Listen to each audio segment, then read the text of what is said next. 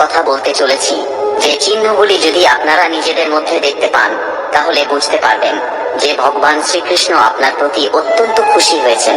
এই চিহ্নগুলি সাধারণত যখন ভগবান শ্রীকৃষ্ণ তার ভক্তের প্রতি খুশি হন, তখনই ভক্তের মধ্যে দেখা যায় বা ভক্তের শরীরে দেখা যায়।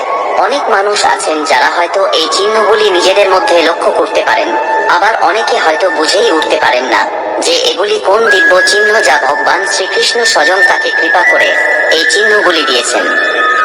তাই এই ভিডিওতে এমনই 5টি বিশেষ চিহ্নের কথা আপনাদের বলবো, যে চিহ্নগুলি যদি আপনি আপনার নিজের মধ্যে দেখতে পান বা নিজের শরীরে দেখতে পান বা অন্য কারোর মধ্যে দেখতে পান, তাহলে বুঝবেন আপনার প্রতি বা সেই ব্যক্তির প্রতি ভগবান শ্রীকৃষ্ণ অত্যন্ত প্রসন্ন হয়েছেন এবং খুশি হয়ে তার উপরে অশেষ কৃপা করেছেন।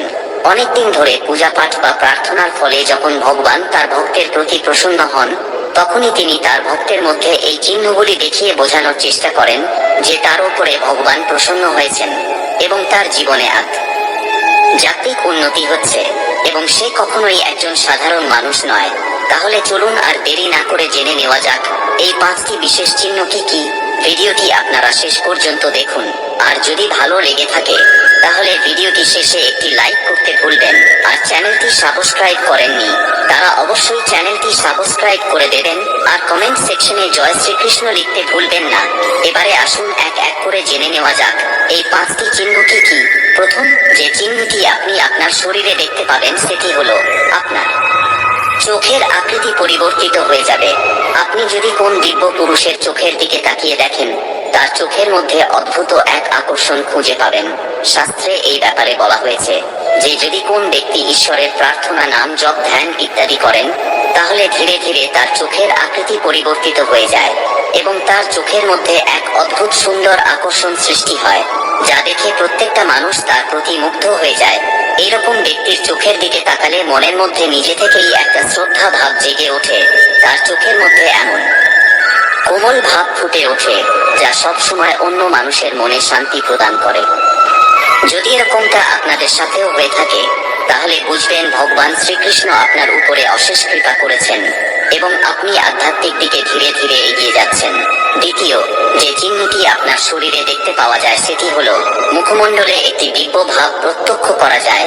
এই ব্যাপারে শাস্ত্রে বলা হয়েছে যে যখন কোন ব্যক্তি ভগবানের অত্যন্ত প্রিয় হন, অর্থাৎ ভগবান যখন কোন ব্যক্তির ওপরে কৃপা করেন, তখন সেই ব্যক্তির রূপের মধ্যেও একটা পরিবর্তন লক্ষ্য করা যায়, কারণ আধ্যাত্মিক বলের কারণে তার মধ্যে এই ধরনের পরিবর্তন আসা শুরু করে এবং তার মুখের এই দিব্য ভাবের কারণে প্রত্যেকটা মানুষ তার মুখের দিকে তাকালে আকর্ষণ বোধ করে এবং মনে মনে শান্তি অনুভব করে।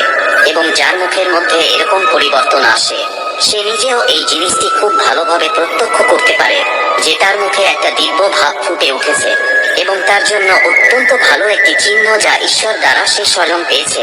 তৃতীয় যে চিহ্নটি আছে সেটি হলো শরীরের চারপাশ থেকে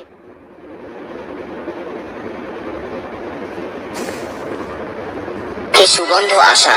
বন্ধুরা, এই জিনিসটা হয়তো আপনারা কখনো কখনো লক্ষ্য করে থাকবেন যে যখন কোনো বড় সাধু বা মহাপুরুষের কাছে যাওয়া হয়, তখন সেই সাধু বা মহাপুরুষের শরীর থেকে এক দিব্য সুন্দর গন্ধ অনুভব করতে পারা যায়, যা আপনার মনকে একদম প্রসন্ন করে দেয়। শাস্ত্রে এই কথা বলা হয়েছে যে ব্যক্তি ভগবানের কৃপা লাভ করে, তার শরীর থেকে এক দিব্য গন্ধ বের হয়ে থাকে এবং এটাও বলা হয়েছে যে এইরকম ব্যক্তির আশেপাশে অন্যজনই থেকে আসা বিভিন্ন দৈব আত্মা ঘোরাফেরা করে এবং তাকে রক্ষা করে। এই সুগন্ধ এসব দৈব আত্মা থেকে নির্গত হয়। আবার অনেক ক্ষেত্রে এই গন্ধ সেই ব্যক্তির দৈব শক্তির কারণে তার শরীর থেকে বেরোনো শুরু হয় এবং এই গন্ধটা তার আশেপাশে থাকা প্রত্যেকটা মানুষ পায়। চতুর্থ যে চিহ্নটির কথা আমি বলবো সেটি আপনি নিজের শরীরে পাবেন না। এটি আপনি তখন পাবেন যখন আপনি কোন পশু পাখির সামনে যাবেন। আপনি হয়তো এটা লক্ষ্য করে দেখবেন যে অনেক সময় কোন কুকুর যে হয়তো প্রচন্ড হিংস্র এবং সবাই তাকে ভয় পায়, কিন্তু আপনি যখন তার সামনে যান সে একদম শান্ত হয়ে যায় এবং আপনার কাছে এসে আপনার আদর খাওয়ার চেষ্টা করে। এবং এইসব প্রাণীর সাথেই হয় যখন আপনি কোন পশু পাখির কাছে যাবেন এবং সেই পশু বা পাখিটি নিজে থেকেই আপনার কাছে এসে আপনার কাছে আদর খেতে চাইবে বা আপনার পাশে এসে ভাবে বসে থাকবে। ভগবানের দিব্য শক্তির কারণে সেই পশু পাখি আপনার কাছে এসে দিব্য শক্তির অনুভব করতে চায় এবং তারা যখনই আপনার কাছে আসবে অত্যন্ত আনন্দ বোধ করবে। পঞ্চম, যে চিহ্নটি আপনি বুঝতে পারবেন সেটি অত্যন্ত গুরুত্বপূর্ণ একটি চিহ্ন, যে চিহ্নটি হয়তো সবাই নাও পেতে পারে। আবার আপনার প্রতি ভগবান প্রসন্ন হয়ে কৃপা করেন, তখন আপনি লক্ষ্য করবেন আপনার দুই ভুরু যুগলের মাঝখানে যেখানে আজ্ঞাচক্র অবস্থিত, সেই জায়গাটা নিজে থেকে চিনচিন করতে শুরু করে, অর্থাৎ মনে হবে কেউ যেন আঙ্গুল দিয়ে হালকা করে আপনার দুই ভুরু যুগলের মাঝখানে চাপ দিচ্ছে। বন্ধুরা, এই সংকেতটি অত্যন্ত বড় একটি সংকেত, যা বোঝায় যে আপনার আধ্যাত্মিক জীবন অত্যন্ত উন্নত হতে চলেছে এবং স্বয়ং ভগবান আপনাকে সেই পথে যাওয়ার জন্য কৃপা করছেন। এই ধরনের চিহ্ন আপনার আজ্ঞাচক্র, তৃতীয় নেত্র খোলার একটা বড় ইঙ্গিত প্রদান করে। তাহলে বন্ধুরা, যদি এই ধরনের সংকেত আপনিও কখনো পেয়ে থাকেন, তাহলে বুঝবেন যে স্বয়ং ভগবান আপনাকে প্রতিনিয়ত দেখছেন এবং আপনাকে জীবনে উন্নতি করার জন্য সাহায্য প্রদান করছেন। আপনিও যদি এই 5টি সংকেতের মধ্যে কোনো একটি সংকেত কোনোদিনও পেয়ে থাকেন, তাহলে কমেন্ট সেকশনে জয় শ্রীকৃষ্ণ লিখতে ভুলবেন না। এবারে আসুন ভগবান শ্রীকৃষ্ণের কিছু অনুপ্রেরণামূলক উক্তি শুনে নেওয়া যাক। দুঃসময় অন্ধকার কখনো কখনো আমাদের জীবনের সবচেয়ে উজ্জ্বল মুহূর্তটির দরজা খুলে দেয়। অতিরিক্ত অহংকার পতনের আর অতিরিক্ত সরলতা ঠকে যাওয়ার লক্ষণ। সবাই বলে একজন চলে গেলে জীবনটা থেমে থাকে না, কিন্তু সত্যিটা এটাই, জীবনে হাজার কেউ এলেও ওই একজনের শূন্যতাটা থেকেই যায়। যে তোমাকে কষ্ট দেয় তাকে তুমি ভালোবাসতে পারো, কিন্তু যে তোমাকে ভালোবাসে তাকে কখনো কষ্ট দিও না, কারণ পৃথিবীর কাছে তুমি হয়তো কিছুই নও, কিন্তু কারোর কাছে হয়তো তুমি তার। পৃথিবীর কষ্ট কখনো কাউকে কষ্ট দেয় না, সুখী মানুষকে কষ্ট দেয়। তাই সুখের পিছনে ঘুরে সময় নষ্ট করা মানে দুঃখকে আমন্ত্রণ জানানো ছাড়া আর কিছুই নয়। সোনা এবং লোহা কোনটি বেশি মূল্যবান? সবাই বলবে সোনা ঠিকই, কিন্তু সোনা জিনিসটিকে আমরা লোহার সিন্ধুকে রাখি, তাহলে কোন ওপর আমাদের ভরসা বেশি, সোনা নাকি লোহা? ভগবান বলেন, রাতে ঘুমেতে যাওয়ার আগে সবাইকে ক্ষমা করে দাও, তাহলে তুমি ঘুমিয়ে ওঠার আগে আমি তোমাকেও ক্ষমা করে দেব। যদি আপনার দ্বারা কোন ব্যক্তি মনে কষ্ট পেয়ে থাকেন, তাহলে মনে মনে তার কাছে ক্ষমা চেয়ে নিন। আর যদি আপনি কারোর দ্বারা কষ্ট পেয়ে থাকেন, তাহলে তাকে ক্ষমা করে দিন এবং সব দুঃখ ভগবানকে সঁপে দিয়ে নিশ্চিন্তে থাকুন। বিশ্বাস করুন, এতে আপনার জীবন অনেক সুখ শান্তিতে ভরে উঠবে।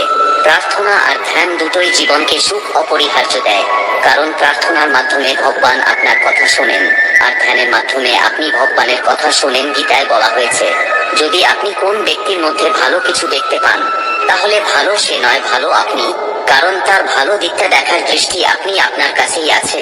দুর্বৃত্ত মানুষদের যদি শুধু উপদেশ দিয়েই কাজ হতো, তাহলে ভগবান শ্রীকৃষ্ণ কখনোই মহাভারত হতে দিতেন না। আমাদের কাছে যেটা আছে তার আনন্দ আমরা তখনই উপভোগ করতে পারবো যদি আমরা সেই চিন্তা ছেড়ে দিই যে আপনার কাছে কি নেই। যে কোনো সমস্যার মাত্র দুটি সমাধান থাকে, প্রথমটি হলো হাল ছেড়ে দেওয়া আর দ্বিতীয়টি হলো সমস্যার মোকাবিলা করা। ভালো সময়ের অপেক্ষায় যে বসে থাকে তার জীবন থেকে কখনো খারাপ সময় যায় না। ভালো সময় নিজে থেকে কখনোই আসে না, তাকে নিয়ে আসতে হয়। প্রকৃত বড় মানুষ সে যার সামনে কোন মানুষ নিজেকে ছোট অনুভব করে। আপনি সফল হতে চাইলে জীবন আপনাকে অনেক পরীক্ষা নেবে, যাচাই করবে এবং আপনাকে সেই সব পরীক্ষায় উত্তীর্ণ হতে হবে পবিত্র বিদ্যাতে। এই সংসারে জ্ঞানের সমান পবিত্র কোনো সাধনা হতে পারে না। আর জ্ঞান লাভের ইচ্ছা থাকলে তবেই জ্ঞান লাভ